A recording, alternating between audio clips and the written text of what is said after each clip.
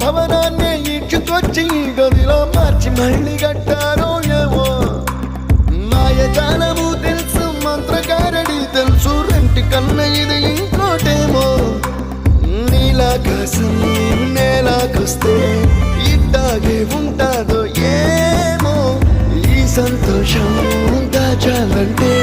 హృదయాలు ఓ వంద కావాలి